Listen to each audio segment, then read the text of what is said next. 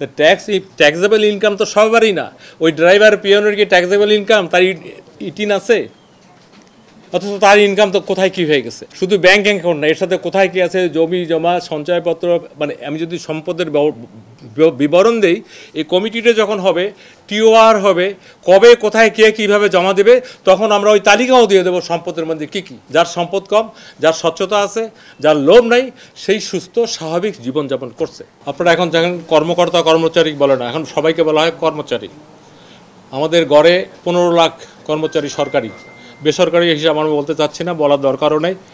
এদের আগে আমরা মনে করতাম শুধু কর্মকর্তাদের দিতে হবে যারা ট্যাক্স পেয়েবল, কিন্তু দেখা গেছে চতুর্থ শ্রেণীর কর্মচারী, পিয়ন অথবা আমরা কি বলবো যে ড্রাইভার 400 কোটি টাকা অথবা 9 কোটি টাকা এখন তো পাওয়া যাচ্ছে। এই জন্য এটাকে মডার্ন আপডেটের ওয়েতে যাতে সম্পদ বিবরণী দাখিল করতে পারে এই কাজটা শুরু করেছি। এটার মূল মেসেজটা গতকাল দেওয়া হয়েছে।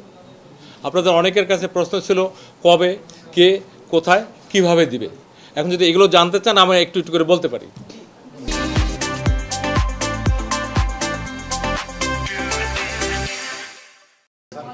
আচ্ছা, প্রথমত হলো এই কাজটা যেহেতু আমরা দুর্নীতি বলতে দুদক বুঝি।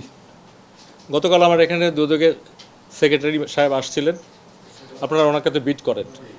এটা আমরা একটা উপকমিটি, জনপ্রশাসনের সব কিছুর উপরে একটা কি বলবো গার্জিয়ানশিপ দিতে হয়। তো এখানে দুর্নীতি দমন কমিশনের সেক্রেটারি সাহেবকে আহ্বায়ক করে 5 সদস্য একটা কমিটি অলরেডি করে দেওয়া হয়েছে। তারা যেহেতু এখনও ফিল্ডে যায়নি, আমি সদস্যদের নাম বলবো। এখানে আছে দুর্নীতি দমন কমিশনের সচিব মহোদয়, এনবিআরের একজন প্রতিনিধি, অর্থ বিভাগের একজন প্রতিনিধি, সিএনএ আমরা যে কম্পিউটার অ্যান্ড অডিটর জেনারেল বলি ওনার একজন প্রতিনিধি, এবং এই মন্ত্রণালয়ের শৃঙ্খলা ও তদন্ত আমাদের যে উইং আছে, এটা উইং চিফ আগে বলতো জয়েন্ট সেক্রেটারি, এখন এডিশনালি থাকে, উনি এটার মেম্বার সেক্রেটারি। এই কমিটি করে দেওয়া হয়েছে, তাদের একটা টাইমলাইন আমরা দেবো, একটা ন্যূনতম সময় তারা কি করবে, একটা ফরম্যাট রেডি করবে। অনেকে বলে যে আমি ট্যাক্স রিটার্ন দিই 10B ফর্ম, এটা দিলেই তো হয়ে যায়। তো ট্যাক্সেবল ইনকাম তো সবারই না। ওই ড্রাইভার পিয়নের কি ট্যাক্সেবল ইনকাম? তার ইটিন আছে, অথচ তার ইনকাম তো কোথায় কী হয়ে গেছে। তা আমাদের কাছে গভর্নমেন্টের এই আমরা কি বলবো অভ্যর্থনের পরে যে আমাদের দ্বিতীয় স্বাধীনতার পরে যে সরকার, তারা যে এজেন্ডা আছে, তার মধ্যে একটা আছে, আমরা বহুবার শুনছি এই কথাটা, zero tolerance, but we mean it. আচ্ছা, একটা মেসেজ প্রথমেই যাবে যখনই আপনার সম্পদ বিবরণী ফর্ম দিবেন, এর বাইরে কী কী থাকলো পরে দেওয়ার সময় তো আপনি একটু সচেতন হবেন। দুর্নীতি প্রতিরোধে এটা প্রথম কাজ হবে কি না বলেন? এটা একটা মেসেজ যে I have to pay my wealth statement.